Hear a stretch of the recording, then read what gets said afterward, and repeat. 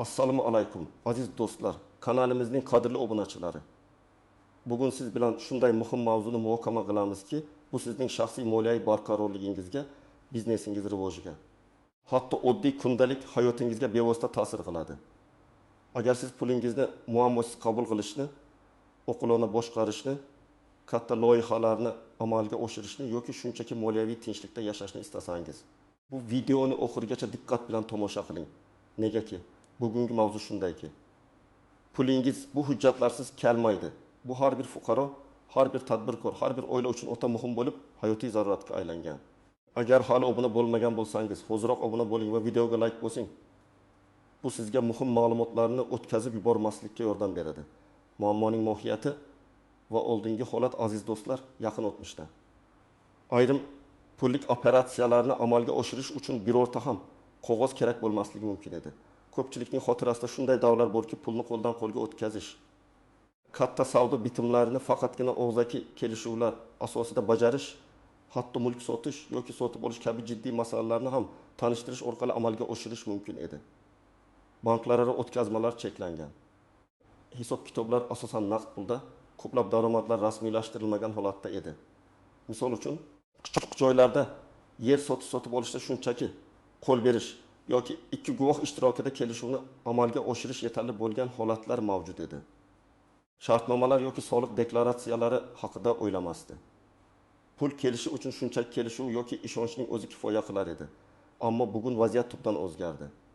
Global iqtisodiyotning shaffoflikka intilishi, xalqaro pul yuvish va terrorizmni moliyalashtirishga qarshi kurash choralarining kuchayishi, mamlakatimizdagi islohotlar va raqamlashtirish siyosati bularning barchasi moliyaviy operatsiyalarga yangicha yondashuvni talab qilmoqda. Hozirgi kunda naqd pulsiz hisob-kitoblar ustuvor ahamiyatga ega bo'lib, har bir moliyaviy harakatning izi qolishi shart.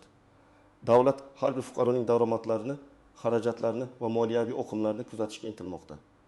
Bu bir tomondan jinoyatchilikka qarshi kurashish va soliq bazasini kengaytirishga xizmat qilsa, boshqa tomondan fuqarolarning huquqlarini himoya qilish, moliyaviy nizolarni hal qilishda adolatni ta'minlashga yordam beradi. Bu o'zgarishlar sizning pulingiz qayerga ketayotgani va qayerdan kelayotganini aniq bilishni talab qiladi. Shunday ekan, bu qog'ozlar deganda nafaqat jismoniy hujjatlar, balki raqamli ma'lumotlar, bank hisobotlari, shartnomalar, cheklar va boshqa moliyaviy izlar majmuasini tushunish kerak. Ularsiz pulingiz nafaqat kelmaydi, balki kelgan pulingiz ham muammoga aylanishi mumkin. Asosiy qism 1. Nimalarni bilish kerak? Kim xavotirlanishi kerak va kim xavotirlanishi shart emas? Keling, endi bu qog'ozlar aslida nima ekanligini va ular nima uchun shunchalik muhimligini batafsil ko'rib chiqaylik. Kim xavotirlanishi kerak va kimga bu ma'lumotlar unchalik ta'sir qilmasligini tushunishga harakat qilamiz. 1. Shaxsiy hujjatlar. ID karta va biometrik pasport bu eng asosiysi. Sizning shaxsingizni tasdiqlovchi hujjatlarsiz deyarli hech qanday moliyaviy operatsiyani amalga oshira olmaysiz. Bugun oddiygina bank hisob varag'ini ochish, pul o'tkazish, kredit olish, hatto katta miqdorda pulni yechib olish yoki omonat qo'yish uchun ham sizning yangi namunadagi ID kartangiz yoki biometrik pasportingiz talab etiladi. Kim xavotirlanishi kerak? Pasportining amal qilish muddati tugagan. Eski namunadagi pasportga ega bo'lgan yoki umuman ID kartaga o'tmagan har bir kishi. Kim xavotirlanishi shart emas. ID kartasi yoki biometrik pasport amal qilish muddati ichida bo'lgan rasmiy ro'yxatdan o'tgan fuqarolar. Real hayotdan misol. Farg'onadan kelgan olim yoshli Nurmat aka Toshkentda yashaydigan o'g'lidan 5 ming million so'm pul olmoqchi edi. O'g'li pulni Nurmat akaning hisob raqamiga o'tkazib yubordi. Nurmat aka bankka borganida pasportining muddati o'tganligi sababli pulni yechib olishning iloji yo'qligini aytishdi. Nafaqat pulni yechib olish, balki ID karta rasmiylashtirguncha bankda hech qanday operatsiyani amalga oshira olmadi. Natijada pul o'g'lining hisobiga qaytib ketdi va Nurmat aka hujjatlarni yangilash uchun bir necha kunini sarflashiga to'g'ri keldi. Bu aslida xalqaro FATF moliyaviy harakatlar bo'yicha maxsus guruh tavsiyalariga ko'ra banklar pul yuvish va terrorizmni moliyalashtirishga qarshi kurashish uchun mijozlarning shaxsini aniq tasdiqlashlari shart bo'lganligi sababli yuzaga keladi. Pasportsiz bank sizning kimligingizni tasdiqlay olmaydi va demak sizga xizmat ko'rsata olmaydi. 2. Daromadni tasdiqlovchi hujjatlar. Ish haqi ma'lumotnomasi soliq deklaratsiyasi, bank ko'chirmasi bu hujjatlar sizning qonuniy daromad manbaingiz borligini tasdiqlaydi. Kredit olish, ipoteka rasmiylashtirish, xorijga viza olish, yirik moliyaviy bitimlarda ishtirok etish uchun bu hujjatlar juda muhim. Agar siz biror bankdan min so'm miqdorida ipoteka krediti olmoqchi bo'lsangiz, bank sizdan so'nggi 12 oy davomidagi rasmiy ish haqi ma'lumotnomangizni, daromad deklaratsiyangizni yoki bank hisob varag'ingizdan pul tushumlari to'g'risidagi ko'chirmalarni talab qiladi. Kim xavotirlanishi kerak? Rasmiy ish joyi bo'lmagan, freelancer sifatida ishlaydigan, daromadlarni deklaratsiya qilmaydigan, konvertda maosh oladigan yoki boshqa norasmiy daromad manbalariga ega bo'lgan shaxslar. Kim xavotirlanishi shart emas. Rasmiy bandlikka ega bo'lgan, daromadlarni to'g'ri deklaratsiya qiladigan, o'z tadbirkorlik faoliyatini ro'yxatdan o'tkazgan va hisobotlarni o'z vaqtida topshiradigan fuqarolar. Real hayotdan misol. 70 yoshli Diyor o'zining shaxsiy avtomobilini sotib olish uchun bankdan ming so'm avtokredit olmoqchi bo'ldi. U dasturchi bo'lib, xorijiy kompaniyaga uzoqdan turib xizmat ko'rsatar edi. Pulni bank kartasiga muntazam qabul qilsa-da, daromadlarni rasmiy ravishda deklaratsiya qilmagan va rasmiy ish joyida ish haqi ma'lumotnomasi yo'q edi. Bank uning bank hisobvaragidagi pul tushumlarini ko'rib, Diyorga daromadlarni tasdiqlovchi hujjatlar kerakligini aytdi. Diyor o'z daromadlarini qonuniy ravishda ro'yxatdan o'tkazmagani uchun uning arizasi rad etildi. Agarda u yakka tartibdagi tadbirkor sifatida ro'yxatdan o'tgan bo'lsa va soliq hisobotlarini topshirib, pul tushumlarini deklaratsiya qilganida kredit olishda muammo bo'lmas edi. Banklar pulni qarzga berishdan oldin mijozning to'lov qobiliyatini, ya'ni uning barqaror va qonuniy daromadi borligini hujjatlar orqali ishonch hosil qilishlari shart. Mulk hujjatlari, kadastr hujjatlari, oldi-sotdi shartnomalari, katta miqdordagi pullar, ko'pincha mulk, uy, yer, avtomobil bilan bog'liq bitimlarda harakatlanadi. Bunday holda mulking sizga tegishli ekanligini tasdiqlovchi hujjatlar juda muhim. Kadastr hujjatlari, mulkchilik guvohnomasi, oldingi oldi-sotdi shartnomalari. Bularsiz siz mulkingizni sota olmaysiz, garovga qo'ya olmaysiz yoki unga oid boshqa yuridik harakatlarni amalga oshira olmaysiz. Kim xavotirlanishi kerak? Mulk hujjatlari tartibga solinmagan, ro'yxatdan o'tmagan, eski namunadagi hujjatlarga ega bo'lgan yoki mulkni bo'lishishda muammolari bor shaxslar. Kim xavotirlanishi shart emas. Barcha mulkiy hujjatlari yangi namunadagi. Kadastr organlarida ro'yxatdan o'tgan va yuridik jihatdan toza bo'lgan shaxslar. Real hayotdan misol. Toshkentlik Jamila opa Mirzo Ulug'bek tumanida joylashgan eski uyini sotib, o'rniga yangi kvartira olmoqchi edi. Xaridor topildi. Ammo notariusda bitimni rasmiylashtirish jarayonida Jamila opaning uyiga tegishli kadastr hujjatlari eskigan va ba'zi ma'lumotlar yangilanmagani ma'lum bo'ldi. Hududiy kadastr idorasidan qayd etilishicha, hujjatlardagi uyning maydoni bilan haqiqiy maydoni o'rtasida nomuvofiqlik borligi aniqlandi.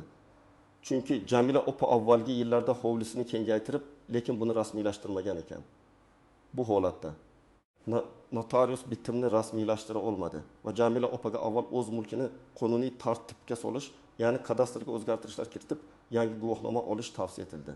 Natijada uyni sotish jarayoni bir necha oyga cho'zilib ketdi va xaridor ham boshqa variant izlashga majbur bo'ldi.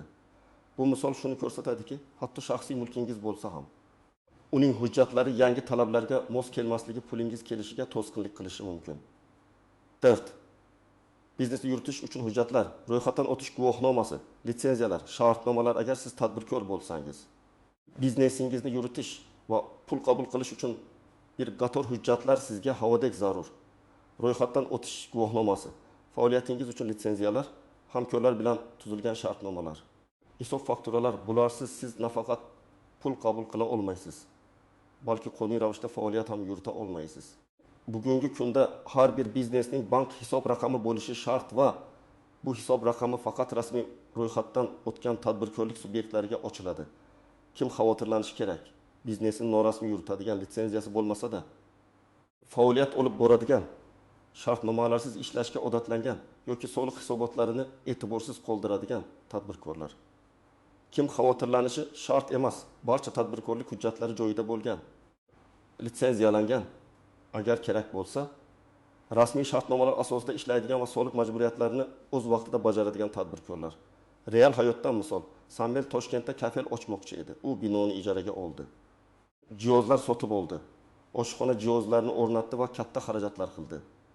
Biroq biznesini rasmiy ro'yxatdan o'tkazishni va tegishli litsenziyalarni olishni paysalga soldi. Kafening ta'mirlanishi yakunlanib, mehmonlarni qabul qilishga tayyor bo'lganida u bankda hisob raqami ochishga urindi. Bank uning yakka tartibdagi tadbirkor yoki MSH sifatida ro'yxatdan o'tganligi haqidagi hujjatni talab qildi. Samvel bunday hujjatga ega bo'lmagani uchun bank hisob raqamini ochishdan bosh tortdi. Natijada u mehmonlardan naqdda pul olishga majbur bo'ldi. Bu esa har kuni egiman ming so'mdan ortiq naqd pul tushumlarida soliq organlarining e'tiboriga tushdi. Soliq tekshiruvi kelganda Samvel nafaqat hisob raqami yo'qligi, balki tadbirkorlik faoliyatini ro'yxatdan o'tkazmasdan yuritgani uchun ham yirik miqdorda jarimaga tortildi. Bu uning biznesiga katta zarba berdi. Bu misol shuni ko'rsatadiki, biznes yuritishda tegishli hujjatlar nafaqat pulni qabul qilish, balki qonuniy faoliyat yuritish uchun ham o'ta muhim. Asosiy qism 2. Qoidalar istisnolari. Tuzoqlar va noaniq nuanslar. Endi esa moliyaviy dunyoning yanada murakkabroq jihatlariga o'tamiz. Yuqoridagi asosiy qoidalardan tashqari ba'zi istisnolar, e'tibor berish kerak bo'lgan tuzoqlar va oddiy ko'zga ko'rinmaydigan nuanslar mavjud. Ular moliyaviy operatsiyalaringizga ta'sir qilishi mumkin. Biri raqamli hujjatlar va elektron imzo istisno emas.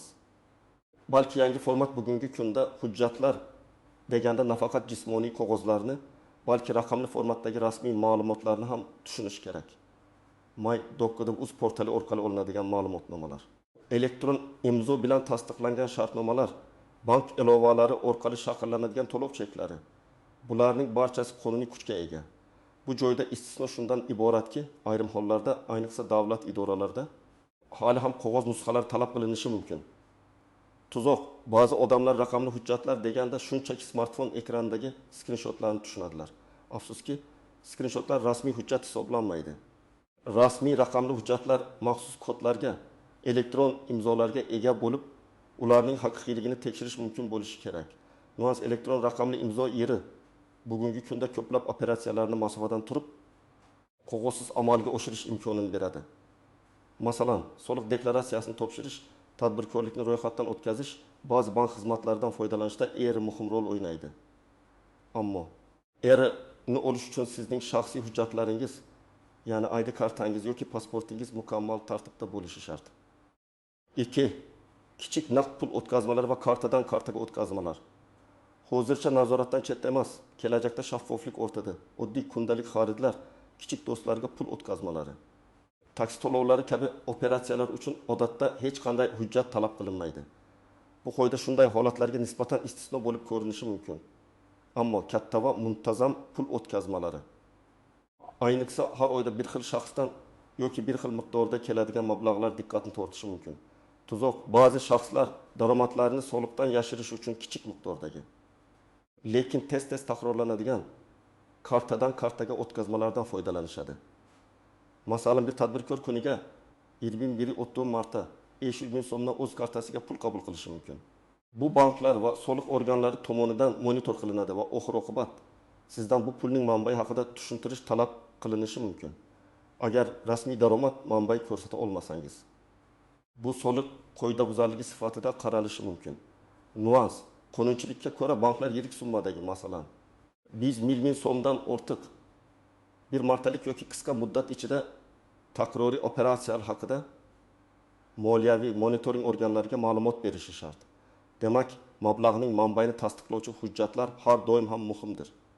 Hatto dastlab talab qilinmagan bo'lsa ham, vaqtinchalik hujjatlar va ishonchnomalar, cheklangan muddatli yechimlar, ba'zi holatlarda asosiy hujjatlar tayyor bo'lmaguncha vaqtinchalik guvohnomalar, notarial tasdiqlangan hujjat nusxalari yoki ishonchnomalar yordam berishi mumkin. Masalan, pasportingiz yo'qolgan bo'lsa, ichki ishlar bo'limidan olingan vaqtinchalik ma'lumotnoma sizga ba'zi moliyaviy operatsiyalarni amalga oshirishga imkon beradi.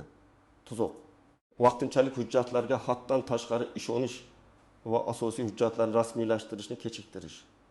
Masalan, 1 yildan beri vaqtinchalik ma'lumotnoma bilan yurgan odam kutilmaganda yirik moliyaviy bitimni amalga oshirishga to'g'ri kelganida uning ma'lumotnomasi haqiqiy pasport o'rnini bosa olmasligi mumkin. Banklar notariuslar va boshqa muassasalar uzoq muddatli vaqtinchalik hujjatlar bilan ishlashda ehtiyotkor bo'lishadi. Nuans, ishonchnomalar. Masalan, biror yaqin qarindoshingizdan sizning nomingizdan bankdan pul olishga yoki mulk bitimi tuzishga ishonchnoma olgan bo'lishingiz mumkin. Ishonchnoma faqat unda ko'rsatilgan vakolatlarni beradi va uning amal qilish muddati cheklangan. Muhimi, ishonchnomani notarial tasdiqlash va uning qonuniy kuchga egaligini tekshirishdir. Ba'zida ishonchnoma asosida amalga oshiriladigan katta moliyaviy operatsiyalarda bank qo'shimcha tasdiqlovchi hujjatlar talab qilishi mumkin. Masalan, ishonch bildirgan shaxsning shaxsini tasdiqlovchi hujjatlar nusxalari. 4. Eski namunadagi hujjatlar va ularning yaroqlilik muddati. O'zgarishlarga moslashish O'zbekistonda eski namunadagi pasportlar, ID kartalarga o'tish jarayoni faol davom etmoqda. Ba'zi eski namunadagi hujjatlar haligacha qonuniy kuchga ega bo'lishi mumkin. Ammo ularning amal qilish muddati cheklangan. Tuzoq, eski namunadagi hujjatlarning yaroqlilik muddatiga e'tibor bermaslik.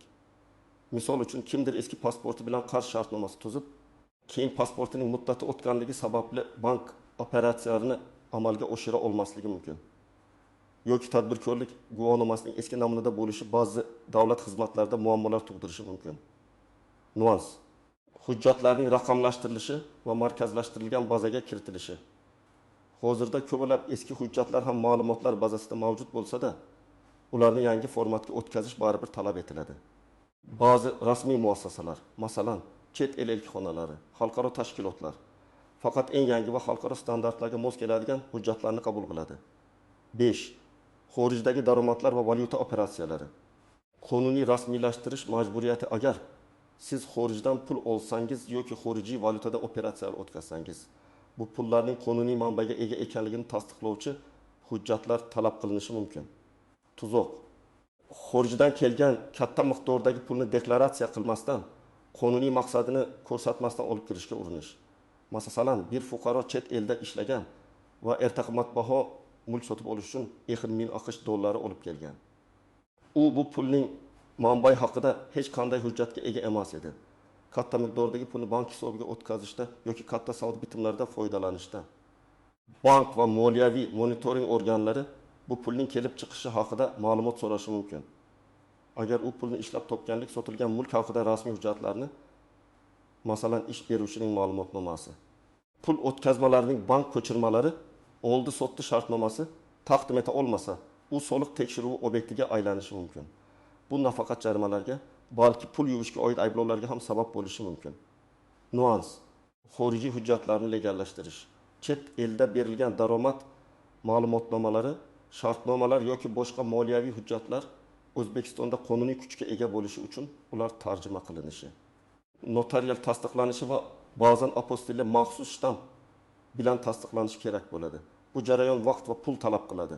Ammo ularsiz xorijiy hujjatlar mahalliy muassasalarda qabul qilinmaydi. Shunday qilib, bu qog'ozlar nafaqat majburiyat, balki sizning moliyaviy operatsiyalaringizni himoya qilish va ularni qonuniy asosda amalga oshirish uchun ham vositadir. Ularning ahamiyatini tushunish va doimiy ravishda tartibda saqlash moliyaviy tinchlik garovidir. Amaliy tavsiyalar. Siz nima qilishingiz kerak? Yuqorida aytilganlardan kelib chiqib, moliyaviy muammolardan qochish va pulingiz sizga bemalol kelishi uchun aniq qadamlar va tavsiyalar beraman. 1. Hujjatlaringizning amal qilish muddatini muntazam tekshiring. Eng muhimi bu sizning ID kartangiz yoki pasportingiz. Har 6 oyda bir marta yoki yiliga kamida bir marta shaxsiy hujjatlaringizning amal qilish muddatini tekshiring. Agar u yaqin orada tugasa, zudlik bilan yangilash uchun tegishli davlat organlariga, ID karta va pasport uchun davlat xizmatlari markazlariga murojaat qiling. Yangi ID karta olish jarayoni odatda bir necha kun oladi. Lekin ba'zan bu jarayon cho'zilishi mumkin. Shuning uchun oxirgi daqiqagacha kutmang. 2. Barcha hujjatlarning nusxalarini saqlang. Har bir hujjatdan ID karta, pasport, mulk guvohnomasi, nikoh guvohnomasi, tug'ilganlik haqidagi guvohnoma va haqiqiy bir nechta nusxa oling. Bularning bir qismini jismoniy shaklda qog'ozda saqlang, boshqalarini esa raqamli formatda smartfoningizda, kompyuteringizda, bulutli xotirada, masalan, Google Drive yoki Yandex Diskda saqlang. Raqamli nusxalarni xavfsiz joyda parol bilan himoyalangan faylda saqlashni unutmang. Bu hujjatlar yo'qolgan taqdirda tiklash jarayonini sezilarli darajada osonlashtiradi. 3. Rasmiy davlat portallari va xizmatlaridan foydalanishni odat qiling. MyBigGov.uz singari yagona interaktiv davlat xizmatlari portallari sizning ishonchli yordamchingiz bo'lishi kerak. Bu yerda siz ko'plab ma'lumotnomalarni, shu jumladan daromadlar to'g'risidagi ma'lumotnomalarni, kadastr hujjatlarining elektron nusxalarini olishingiz mumkin. Shuningdek, e-soliq xizmatlari portalida shaxsiy kabinetingiz bo'lishi shart. Bu yerda siz daromad deklaratsiyalarini topshirishingiz, soliqlar holatini tekshirishingiz va zarur hisobotlarni olishingiz mumkin. Bu portallardan foydalanish orqali siz qog'ozbozlikdan qutulasiz va moliyaviy operatsiyalaringizni shaffoflashtirasiz. Daromadlaringizni qonuniy rasmiylashtiring. Agar siz freelancer bo'lsangiz, yakka tartibdagi tadbirkor bo'lsangiz yoki doimiy daromad manbaiga ega bo'lsangiz, uni rasmiy ravishda ro'yxatdan o'tkazing. Masalan, yakka tartibdagi tadbirkor sifatida ro'yxatdan o'tish ancha soddalashtirilgan. Bu sizga kredit olish, ipoteka rasmiylashtirish yoki katta xaridlar qilishda daromadingizni qonuniy asosda tasdiqlash imkonini beradi. Soliq organlarida ro'yxatdan o'ting va daromad deklaratsiyasini muntazam topshirib boring.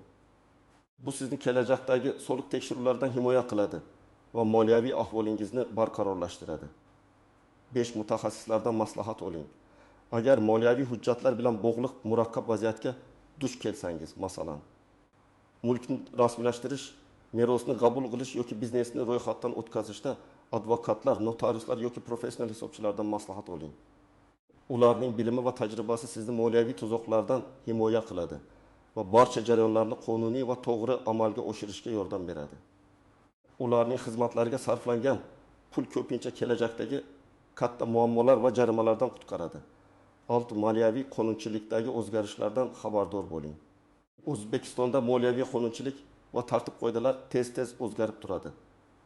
Davlat idoralari, masalan, Markaziy bank, Soliq qo'mitasi, Adliya vazirligi veb-saytlarini kuzatib boring, moliyaviy yangiliklarni o'qib boring.